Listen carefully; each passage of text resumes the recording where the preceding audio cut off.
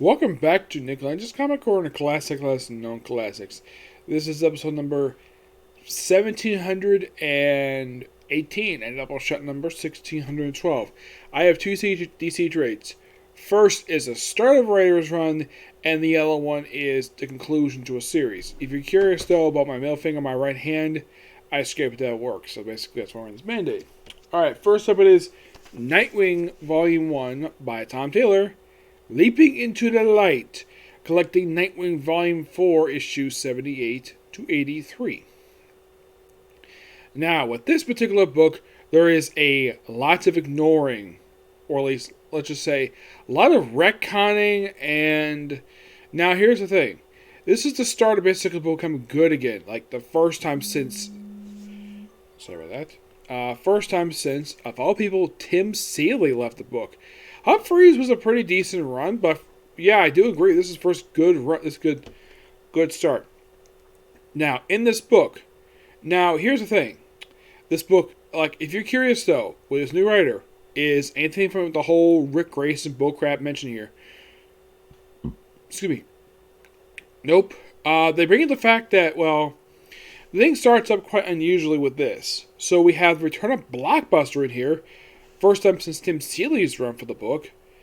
Yeah, and the way he's written here, he's never met Nightwing before. Despite if you read this book, he has met Nightwing before. As a matter of fact, Nightwing put him in prison. And he's completely forgotten about it. And so is Nightwing, because apparently the way this thing is written, it seems like that Tom Taylor is taking a lot of inspiration from Chuck Dixon's run. One point they have in here is that Dick Grayson used to be a police officer for the Bloodhaven Police Department. If I remember correctly, I think he did quit at one point because he couldn't stand all the corruption. Though here's the thing.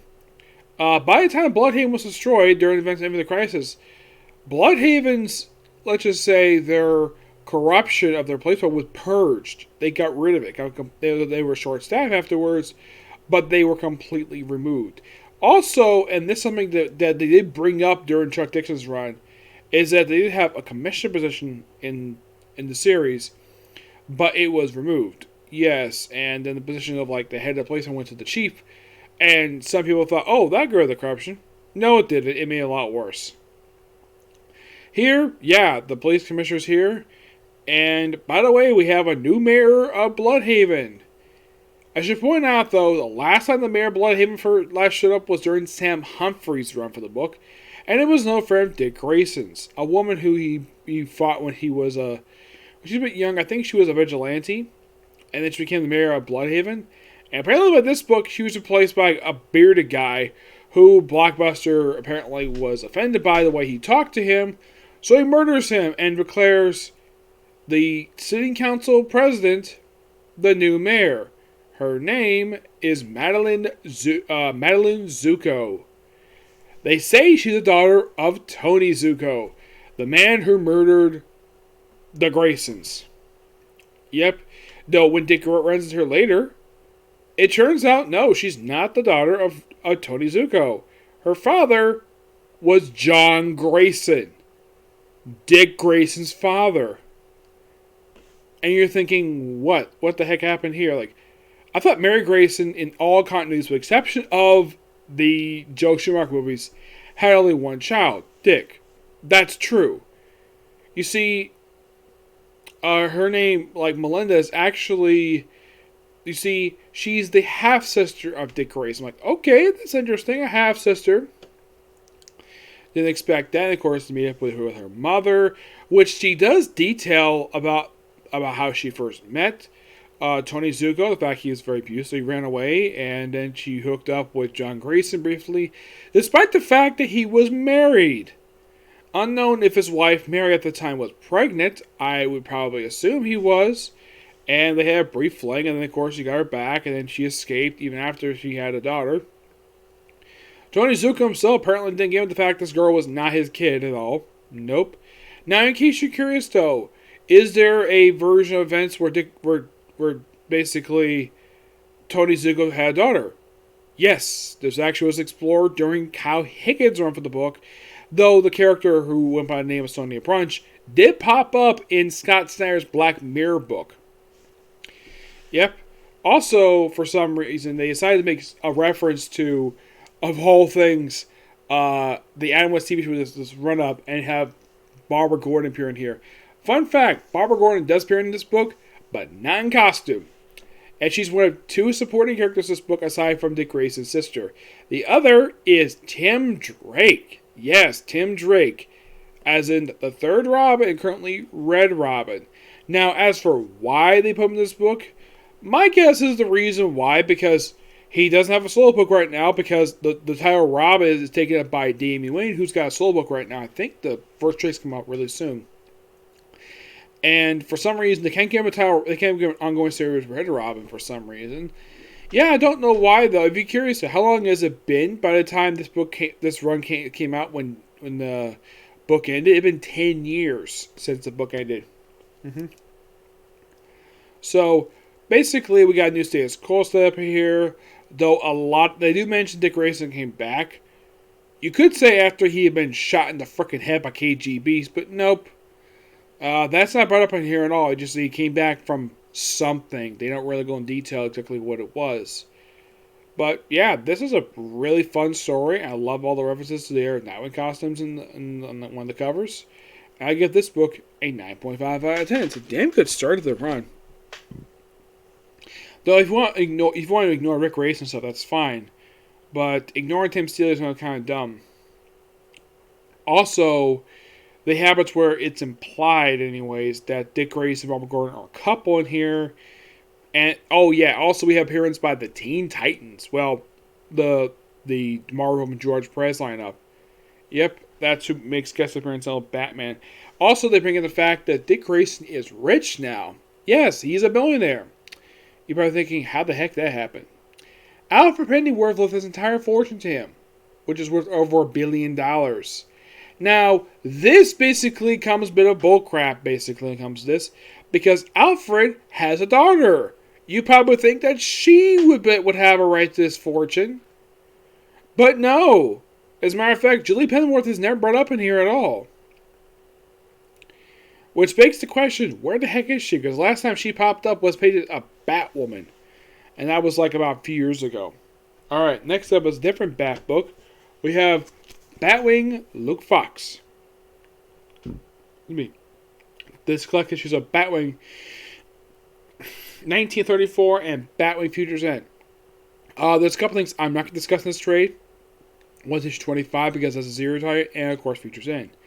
Now this whole run is done by Justin Gray and Jim Palmiotti, the same guys who worked on All-Star Western at the same time this book came out.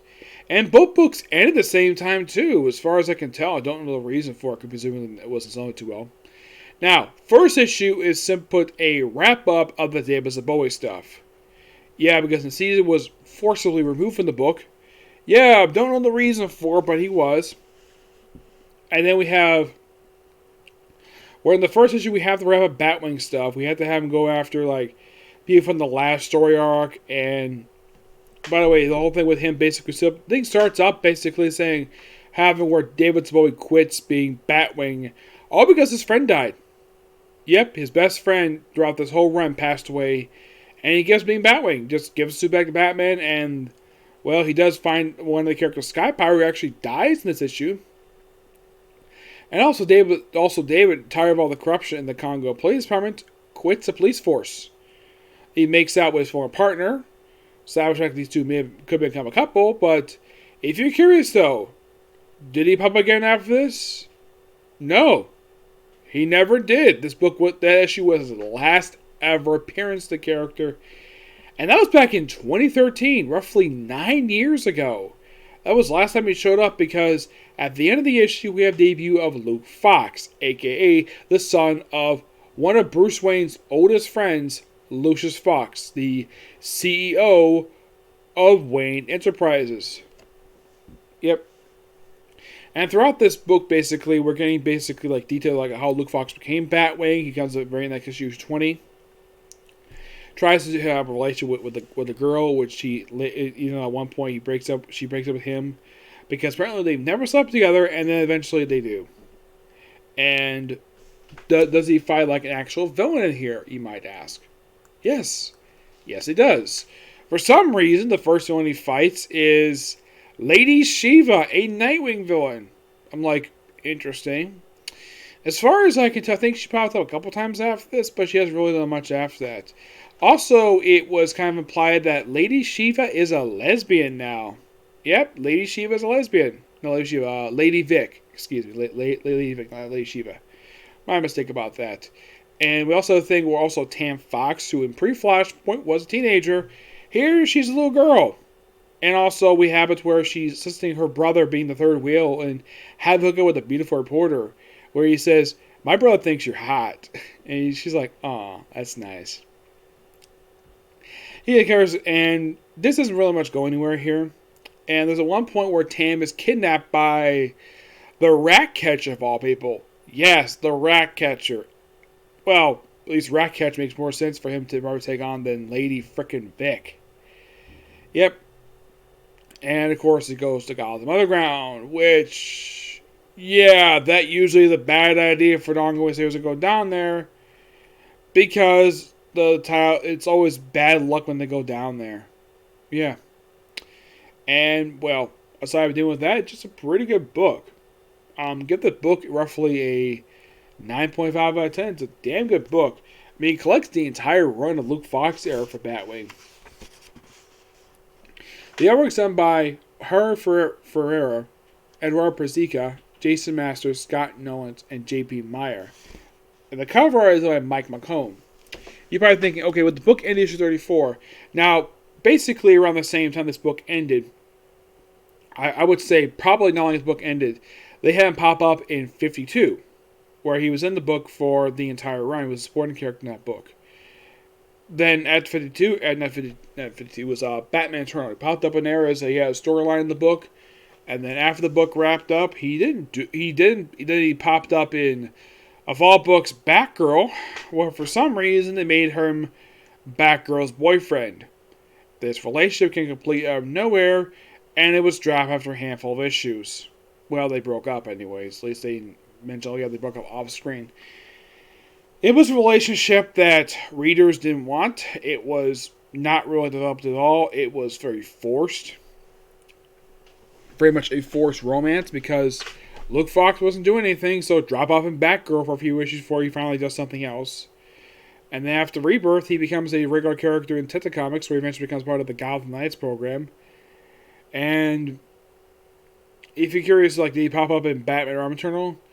Yes, sporadically. He didn't really play a big role in that one like he did Batman Eternal. And what has he done since then? Well, mostly he's hanging out in his brother's title, The Next Batman. That's mostly what he's done since then. That's what Luke Fox has done. His brother was Chase Fox. Yep. But yeah, really fun book. I enjoyed the Luke Fox run as Batwing. Not really sure why it ended for. It could be because of low sales. It's possible, but I didn't get a chance to speak to Jim Palmiotti of why this book ended for. Is the book terrible? No, it's actually pretty good.